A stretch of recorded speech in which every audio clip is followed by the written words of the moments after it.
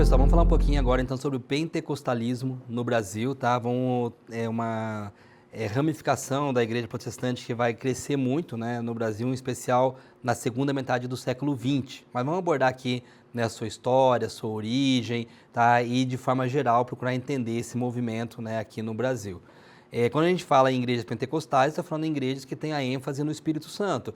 E essa ênfase no Espírito Santo não é algo que acontece no Brasil no século XX, tá? Já é um movimento que vem acontecendo desde a Reforma, tá? Desde aquele momento eu tenho movimentos de avivamento e movimentos, né, focados, né, ou que estão, né, tem um vínculo cada maior com a questão do Espírito Santo, tá? É o que a gente chama de avivamento carismático, né, quando a gente trabalha com essa ênfase no Espírito Santo. Um exemplo são os chamados anabatistas, né, que em 1525, né, veja bem, lá no contexto da Reforma Protestante, né, vivenciou um avivamento, né, com manifestações muito fortes, né, profecias, falar em línguas, né, e aí nós temos várias pessoas que são batizadas nesse momento. Então, não é algo exclusivo aqui do Brasil do século XX, né, mas nós estamos vendo movimentos acontecendo lá no contexto, né, da Reforma. Um outro exemplo são os menonitas, né, que a gente ouve falar muito em filmes norte-americanos, né, a gente vê referências aos menonitas, mas eles não estão presentes só lá, né.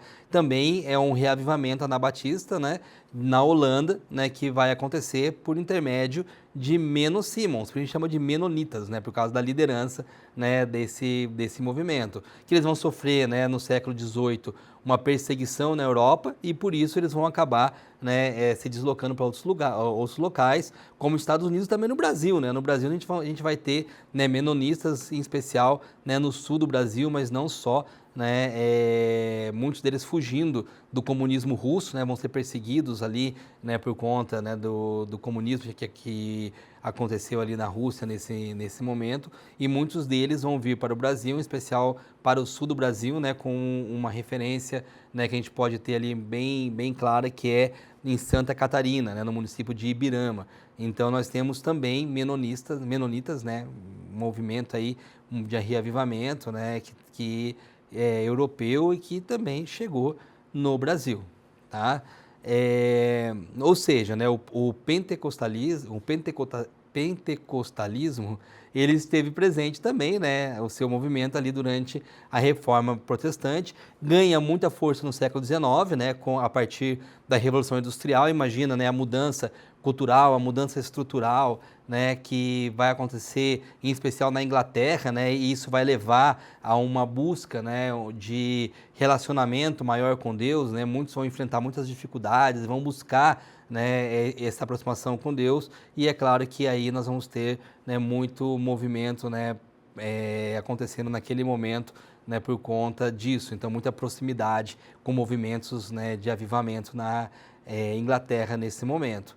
E nós vamos ter o metodismo, né? Quando a gente olha também para essa questão de avivamento espiritual, nós temos a questão da igreja metodista, também, né, no século XVIII, que vai ser ali uma espécie de um rompimento com a igreja anglicana. Então veja, estou colocando esses movimentos para entender que quando a gente fala em igreja pentecostal, né, nós temos movimentos, né, de avivamento que vai acontecer durante, né, a história, desde a Reforma Protestante até o século XX, tá?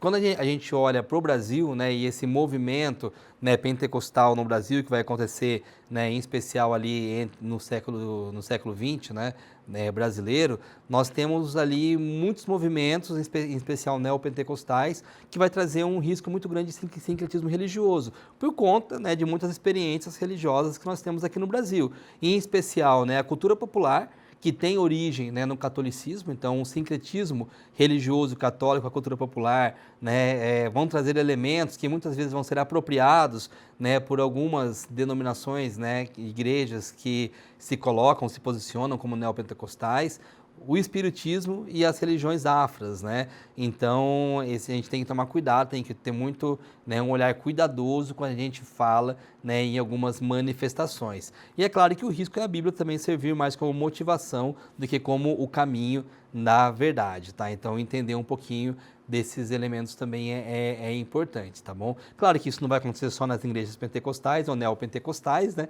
Mas ali, né, em especial nas igrejas neopentecostais, eu vou ter um fortalecimento, um olhar, né, mais forte em relação a esses elementos, né? Quando a gente fala no Brasil, pentecostalismo no Brasil, nós temos praticamente 3 fases, né? Então nós temos a fase clássica, que é no início do século XX, tá?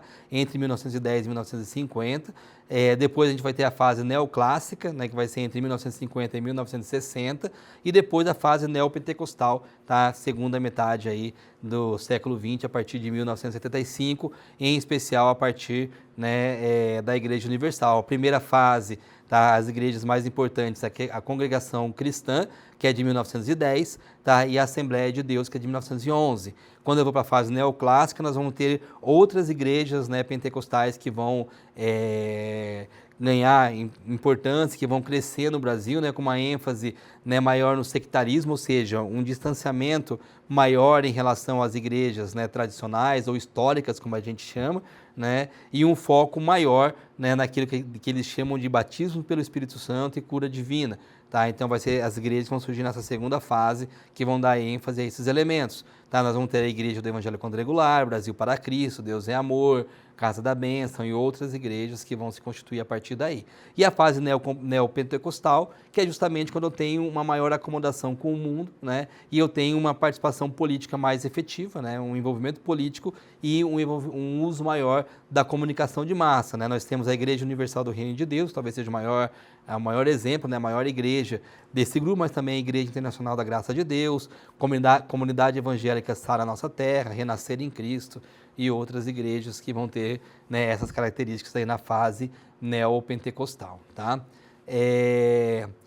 Quando a gente fala do impacto no Brasil, nós estamos falando, né, de uma forma de expressão religiosa que vai ganhar bastante importância e bastante corpo, né, em especial na segunda metade do século XIX no Brasil, né, porque vai ter uma característica mais popular, né, e isso vai atrair, né, muitas pessoas, né, que estão buscando, né, a fé, estão buscando uma experiência espiritual para essas igrejas, em especial as neopentecostais. E influência política, né, em especial a Igreja Universal vai ganhar um poder político muito grande, né, né, a gente vai ter um debate dentro da própria igreja, dentro do próprio ambiente, né, protestante, evangélico, né, com algumas pessoas acusando essas igrejas de intolerância, de sincretismo, né, de questão das seitas. Então a gente vai ter muito debate em relação a isso. Achei que não é o espaço para esse tipo de debate, mas só para localizar, né, o ambiente de constituição dessas manifestações, né.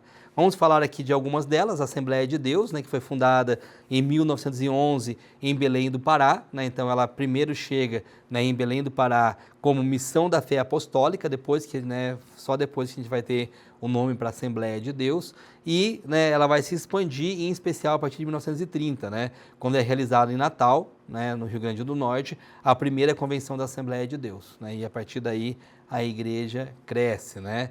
Nós temos outras, né, que é Brasil para Cristo, Congregação do Brasil, Igreja Evangélica Quadrangular, que vão crescer também, tá, nessa primeira metade aí do século XIX, tá. A Igreja Universal do Reino de Deus é o maior exemplo do movimento neopentecostal, né, que foi fundado em 77 por Edir Macedo, né, que vai usar bastante a mídia, né, como uma forma de alcançar as pessoas, né, então transmissão pela TV, por exemplo, de exorcismos, né, e algumas manifestações. Parte aqui da teologia da prosperidade, bastante questionada também, né, essa questão da teologia da prosperidade, que parte do princípio, né, que um cristão pode alcançar benefícios materiais, saúde, vitória, né, apenas reconhecendo e repetindo a palavra de Deus, né. Então é uma forma de você pensar a teologia da prosperidade, e tem sido, né, acusado, né, de demonizar a realidade, promover intolerância. Então tem muitas críticas aqui em relação à Igreja Universal do Reino de Deus, né? E nós vamos ter aí, né, confederações evangélicas que vão se organizar em torno dessas igrejas, né, pentecostais e neopentecostais. Então a gente vai ter a Confederação Evangélica do Brasil, né, que vai ter à frente a Assembleia de Deus, né, que vai ter um período de existência, né, entre 34 e 64, depois volta a se reorganizar em 87, né, a Associação Evangélica Brasileira, né, que é justamente, né, tentando organizar essas igrejas neopentecostais, o Conselho Nacional de Pastores do Brasil, que tenta aproximar as igrejas neopentecostais com as pentecostais clássicas, né, e a Aliança Cristã Evangélica Brasileira, que tenta, né, reaviver justamente, né, essa organização das igrejas neopentecostais, ok? Então aqui é para entender esse movimento, né, no século XIX das igrejas pentecostais e neopentecostais no Brasil, né, como que isso aconteceu e a força, né, que esse movimento ganha, ok?